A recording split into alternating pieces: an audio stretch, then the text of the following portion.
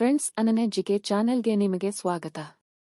ನಿಮ್ಮ ಮುಂದೆ ಮತ್ತೊಂದು ಆಸಕ್ತಿಕರವಾದ ಸ್ಟೋರಿ ತೆಗೆದುಕೊಂಡು ಬಂದಿದ್ದೇವೆ.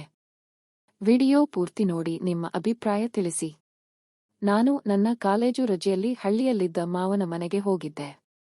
ತುಂಬಾ ದಿನದ ಮೇಲೆ ಹೋಗಿದ್ದರಿಂದ ಅತ್ತೆ ಮಾವ ತುಂಬಾ ಆರೈಕೆ ಉಪಚಾರ ಮಾಡಿದರು. ಅವರಿಗೆ 2 ಹೆಣ್ಣು ಮಕ್ಕಳು, ರೂಪ ಮತ್ತು ದೀಪ. 2 ಬೆಳ್ಳಗಾಗಿ, ಮುದ್ದಾಗಿ, ಚಂದ ಚೆಲುವೆಯರಾಗಿ ಇದ್ದರು. ದೊಡ್ಡವಳು ರೂಪ ನನ್ನ ಸಮವಯಸ್ಕಳು, ನಗರದಲ್ಲಿ ಡಿಗ್ರಿ ಓದುತ್ತಿದ್ದಳು. ಚಿಕ್ಕವಳು ದೀಪ PUC ಓದುತ್ತಿದ್ದಳು. 2 ದಿನ ಮನೆಯಲ್ಲಿಯೇ ಬರೀ ಊಟ, ನಿದ್ದೆ ಹಾಗೂ ರೂಪದೀಪ ಜೊತೆ ಆಟ ಕಳೆಯಿತು. ಆಟದಲ್ಲಿ ನಾನು ಅವರ ಮುಂದಿನ ಹಣ್ಣನ್ನು ಮತ್ತು ಹಿಂದೆ ಬಂಡೆಯನ್ನು ಮುಟ್ಟುತ್ತಿದ್ದೆ. ಮರುದಿನ ನಾನು ಮನೆಯಲ್ಲಿದ್ದು ಬೇಜಾರು. ಹೊರಗಡೆ ಹೋಗಿ ಬರುತ್ತೇನೆ ಎಂದು ಮಾವನನ್ನು ಕೇಳಿದೆ. ಮಾವ, ಇಲ್ಲಿಯ ಜಾಗ ಹೊಸದು. ಆದ್ದರಿಂದ ರೂಪಾಳನ್ನು ಕರೆದುಕೊಂಡು ಹೋಗು ಎಂದರು. ಆಗ ರೂಪ ಹೊಕ್ಕಳು ಕಾಣುವ ಹಾಗೆ ಲಂಗದಾವಣಿ ಹಾಕಿಕೊಂಡು ಬಂದಳು. ನಾವಿಬ್ಬರೂ ಮಾವನ ಬೈಕ್ನಲ್ಲಿ ಅಲ್ಲಿಯೇ ಊರ ಪಕ್ಕದಲ್ಲಿ ಹರಿಯುತ್ತಿದ್ದ ನದಿಯ ಹತ್ತಿರ ಬಂದೆವು. ದಾರಿಯಲ್ಲಿ ಬರುವಾಗ ನಾವಿಬ್ಬರೂ ಮೈತಾಗಿಸಿಕೊಂಡು ಜೋಕ್ಸ್ ಹೇಳಿಕೊಂಡು ಹೋಗುತ್ತಿದ್ದೆವು. ನನಗೆ ಆ ಏಕಾಂತದಲ್ಲಿ ರೂಪಾಳ ಸೌಂದರ್ಯ ನೋಡಿ ಅದು ನಲುಗುತ್ತಿತ್ತು. ಅವಳು ಕೆಲವೊಮ್ಮೆ ಅವಳ ಹಣ್ಣುಗಳನ್ನು ನನ್ನ ಬೆನ್ನಿಗೆ ತೋಳಿಗೆ ತಾಗಿಸುತ್ತಿದ್ದಳು. ನಾನು ಸಮಯ ನೋಡಿಕೊಂಡು ಅಕಸ್ಮಾತಾಗಿ ಎನ್ನುವಂತೆ ಅವಳ ಮೆತ್ತನೆಯ ಹಣ್ಣುಗಳನ್ನು ಸವರುತ್ತಿದ್ದೆ. ಕಡೆಗೆ ನದಿ ದಂಡೆಗೆ ಬಂದು ಅಲ್ಲಿದ್ದ ಮಾವಿನ ಮರದ ಕೆಳಗೆ ಸ್ವಲ್ಪ ಹೊತ್ತು ಕುಳಿತೆವು. ನಂತರ ರೂಪಾಳಿಗೆ ಮರದಲ್ಲಿದ್ದ ಮಾವಿನ ಹಣ್ಣನ್ನು ನೋಡಿ ಆಸೆಯಾಗಿ ಸ್ವಲ್ಪ ಕೆಳಗಡೆ ಇರುವ ಹಣ್ಣನ್ನು ಬೀಳಿಸಲು ಎಗರಲಾರಂಭಿಸಿದಳು. ಹಾಗೆ ಎಗರುವಾಗ ಅವಳ ಹಣ್ಣುಗಳು ಕುಪ್ಪಸದಲ್ಲಿ ಎಗರುತ್ತಿದ್ದವು. ಅವಳು ಎಷ್ಟೇ ಪ್ರಯತ್ನಪಟ್ಟರೂ ಕೊನೆಗೂ ಹಣ್ಣು ಬೀಳಲಿಲ್ಲ. ಕೊನೆಗೆ ನನಗೆ ದಂಬಾಲು ಬಿದ್ದು, ಎಲ್ಲೋ ರವಿ, ಹಣ್ಣನ್ನು ಕೊಯ್ದು ಕೊಡೋ, ನನಗೆ ತುಂಬಾ ಆಸೆಯಾಗಿದೆ ಎಂದಳು. ನಾನು ಅವಳ ಮೆತ್ತನೆಯ ಬಂಡೆಯನ್ನು ಹಿಡಿದು ಮೇಲೆತ್ತಿದೆ. ಆಗ ರೂಪ ಸುಲಭದಲ್ಲಿ 4-5 ಹಣ್ಣನ್ನು ಕೊಯ್ದು ಕೆಳಗೆ ಹಾಕಿದಳು. ನಂತರ ನಾನು ಅವಳನ್ನು ಇಳಿಸುವಾಗ ಅವಳ ಹಣ್ಣುಗಳು ನನ್ನ ಮುಖ ಎದೆಗೆ ಉಜ್ಜಿದವು. ಅವಳು ನನ್ನ ನೋಡಿ ಮುಗುಳ್ನಕ್ಕಳು. ನಂತರ ಕೆಳಗೆ ಬಿದ್ದಿದ್ದ ಹಣ್ಣನ್ನು ಆಯ್ದುಕೊಳ್ಳಲು ಬಗ್ಗಿದಳು. ಹಾಗೆ ಬಗ್ಗಿದಾಗ ಅವಳ ದಾವಣಿಯ ಸೆರಗು ಕೆಳಕ್ಕೆ ಬಿತ್ತು. ಆಗ ಅವಳ ಬಂಧಿಸಲ್ಪಟ್ಟ 2 ಹಣ್ಣುಗಳು ಕಾಣತೊಡಗಿದವು. ಆದರೆ ಇದರ ಪರಿವೇ ಇಲ್ಲದೆ ಅವಳು ಮಾವಿನ ಹಣ್ಣನ್ನು ನೀರಿನಲ್ಲಿ ತೊಳೆದು ನನಗೊಂದು ಕೊಟ್ಟು ತಾನು ನನ್ನ ಎದುರಿಗೆ ಕುಳಿತು ತಿನ್ನತೊಡಗಿದಳು. ನಾನು ಅವಳ ಅರ್ಧ ಕಾಣುತ್ತಿದ್ದ ಅವಳ ಎದೆಯನ್ನು ನೋಡುತ್ತಾ ತಿನ್ನತೊಡಗಿದೆ. ಸ್ವಲ್ಪ ಸಮಯದ ನಂತರ ನನ್ನ ಕಣ್ಣು ಅವಳ ಹಣ್ಣುಗಳ ಮೇಲೆ ಇದ್ದದ್ದು ಗಮನಿಸಿ ಸೆರಗನ್ನು ಸರಿಮಾಡಿಕೊಂಡು ನನಗೆ, ನೀನು ನಗರಕ್ಕೆ ಹೋಗಿ ತುಂಬಾ ಪೋಲಿಯಾಗಿದ್ದೀಯಾ? ಅಲ್ಲಿ ನಿನಗೆ ಗರ್ಲ್ ಫ್ರೆಂಡ್ ಯಾರಾದರೂ ಇದ್ದಾರಾ ಎಂದು ಕೇಳಿದಾಗ ನಾನು, ಇಲ್ಲ, ನಾನು ನೈಜವಾಗಿ ಹುಡುಗಿಯರ ಹಣ್ಣನ್ನು ನೋಡಿದ್ದು ಮುಟ್ಟಿದ್ದು ಅಂದರೆ ನಿನ್ನದೇ ಮೊದಲು ಎಂದೆ.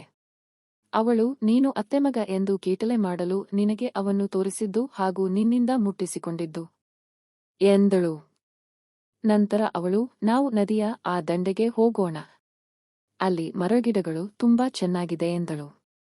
ನಾವಿಬ್ಬರೂ ಆ ನದಿ ದಾಟಿ ಹೋಗುವಾಗ ಬಟ್ಟೆ ಒದ್ದೆಯಾಗಬಾರದೆಂದು ನಾನು ನನ್ನ ಪ್ಯಾಂಟನ್ನು ಬಿಚ್ಚಿದೆ. ಅವಳು ಲಂಗವನ್ನು ಮೇಲೆತ್ತಿ ಹಿಡಿದುಕೊಂಡಳು. ನಡುಮಧ್ಯೆ ನದಿಯಲ್ಲಿ ನೀರು ಮೊಣಕಾಲು ಮಟ್ಟಕ್ಕಿಂತ ಜಾಸ್ತಿ ಇದ್ದುದರಿಂದ ರೂಪಾ ಲಂಗವನ್ನು ಇನ್ನೂ ಮೇಲೆತ್ತಿದಾಗ ಅವಳ ಬಿಳಿ ಕಾಲು ಹಾಗೂ ಅವಳ ಅವು ಕಾಣಿಸಿ ಅದು ಗಡುಸಾಗಿ ಎದ್ದು ಕಾಣತೊಡಗಿತು. ಅದನ್ನು ನೋಡಿ ರೂಪಾ ನಗತೊಡಗಿದಳು. ನಂತರ ಆ ದಂಡೆಗೆ ಹೋಗಿ ಅವಳು ಲಂಗವನ್ನು ಕೆಳಗಿಳಿಸಿ, ನಾವು ಚಿಕ್ಕಂದಿನಲ್ಲಿ ಇಲ್ಲಿ ಬಂದು ಪೋಲಿ ಆಟ ಆಡಿದ್ದು ನೆನಪಿದೆಯಾ ಎಂದಳು.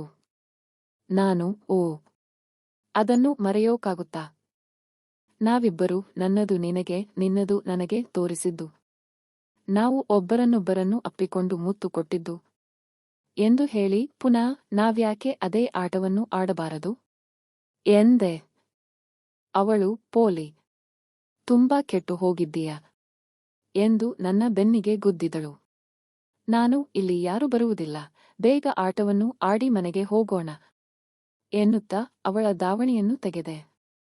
ಅವಳು ಹೆಚ್ಚು ಪ್ರತಿರೋಧ ತೋರದೆ ತನ್ನ ಕುಪ್ಪಸ ಮತ್ತು ಅದನ್ನು ತೆಗೆದಳು.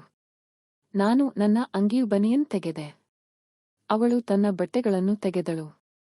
ಈಗ ನಾವಿಬ್ಬರೂ ನಿರ್ವಸ್ತ್ರದಲ್ಲಿ.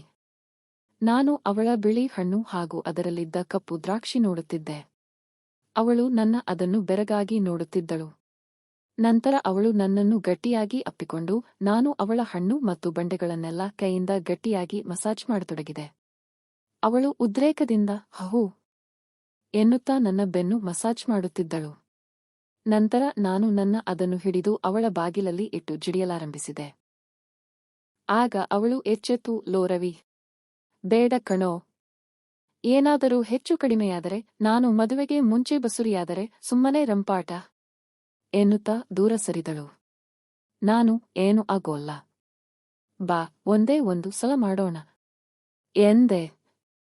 ಅವಳು ನನಗೆ ಭಯವಾಗುತ್ತೆ.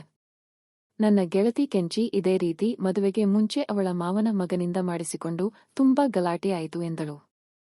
ನನಗೆ ಬೇಜಾರಾಗಿ ಸುಮ್ಮನೆ ಕುಳಿತೆ. ಆಗ ರೂಪ ಹತ್ತಿರ ಬಂದು, ನೋಡು, ಸಾಯಂಕಾಲ ಪಕ್ಕದ ನಗರಕ್ಕೆ ಹೋಗಿ ಅಲ್ಲಿಯ ಮೆಡಿಕಲ್ ಶಾಪ್ನಲ್ಲಿ ಅದನ್ನು ತೆಗೆದುಕೊಂಡು ಬಾ, ನಾವು ಭಯವಿಲ್ಲದೆ ಆಟವಾಡೋಣ ಎಂದಳು. ನಾನು ಆನಂದದಿಂದ ಅವಳನ್ನು ತಬ್ಬಿಕೊಂಡು, ಎಂಥ ತಲೆಯೇ ನಿನ್ನದು, ನನಗೆ ಇದು ಹೊಳೆಯಲೇ ಇಲ್ಲ ಕಣೆ ಎಂದು ಕೆನೆ ಕಚ್ಚಿದೆ. ಅವಳು, ಸಾಕು ಸಾಕು ನಿನ್ನಾಟ ಎಂದಳು. ಆದರೆ ಸಂಜೆಯವರೆಗೂ ನನಗೆ ಕಾಯೋಕಾಗುವುದಿಲ್ಲ, ನನಗೆ ಈಗಲೇ ಅದು ಬೇಕು ಅಂದೆ. ಅದಕ್ಕವಳು, ಆಯಿತು, ನಾ ಇಲ್ಲೇ ಕಾಯುತ್ತೇನೆ ಎಂದು ಹೇಳಿದಳು.